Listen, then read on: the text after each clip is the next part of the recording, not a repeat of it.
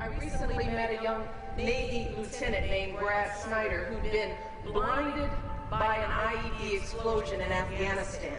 He said this, he said, "I am not going to let my blindness build a brick wall around me.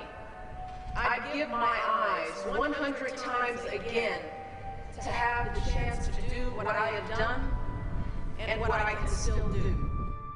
One of the first nights that I woke up alone, I didn't have a nurse there watching me. I wake up, it's a difficult realization that first moment when you realize I'm blind and I can't see and I may never be able to see. You know, I look around every day and think of how many things I see that are so beautiful.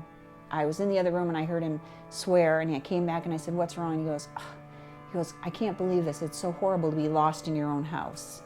When the doctors came in and told him that he was never going to be able to see again after they had spent many hours in surgery trying to repair his eyes, he had a solemn sigh that lasted for about a minute and then said, "All right, what can I do now?"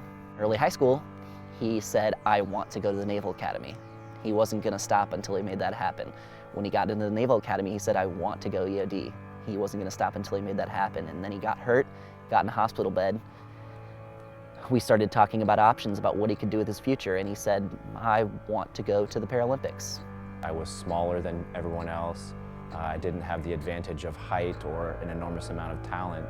And through the mentorship of my father, we decided that the way that I would succeed in swimming is just by working harder than everyone else. Bradley Snyder of the USA with 57.18, the fastest qualifier, goes in 4.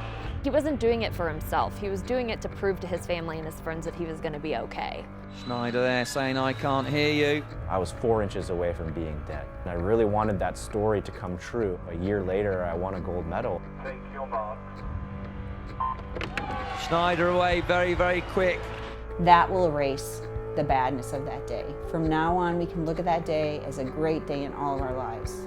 Anything he wanted to get done, he was going to get done. They're all in a line. Lane number 5, Bo Yang from China. But now the challenge from Bradley Snyder in 4. Snyder's coming through for the USA. Bradley Snyder into the lead. Into the final stroke, 57.43. Snyder, he takes it. 4:32.41, faster than this morning. It's a gold medal for him.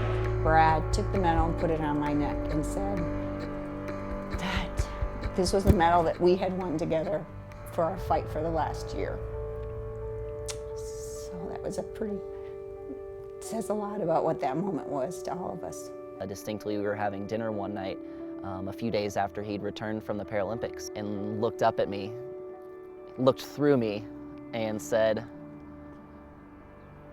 "I want a gold medal," you know? And it was an interesting moment because you could just see it settle into his face and his body, the fact that he knew that he had risen above the cards that he was dealt.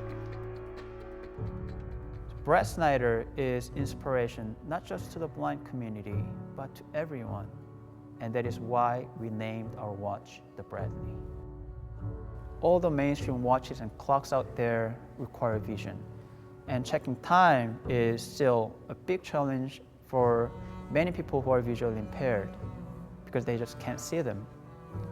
Instead of designing another watch that requires either vision or sound, we wanted to develop a timepiece where you can touch time. This is a timepiece, not a watch, because you don't have to watch this to know the time. I was fiercely independent for a long time. I don't like asking for help, and so every time that I have the opportunity to find a new method or a new technique or a new technology that enables me to do something autonomously, it's very exciting to me, and I gain that autonomy back a little bit. We quickly realized that people who are sighted are also very highly interested in a timepiece that allow them the freedom to check time without having to look at it. Who has not found themselves in a scenario where during the classroom, the meetings, interviews, or even dinner with in-laws, they just can't look at their watches or flash their smartphone to check time. It's rude and embarrassing. The way it works is By touching the titanium surface, you will feel the location of two metal spheres, one indicating minute, one indicating hour. And those two spheres are connected to magnets underneath.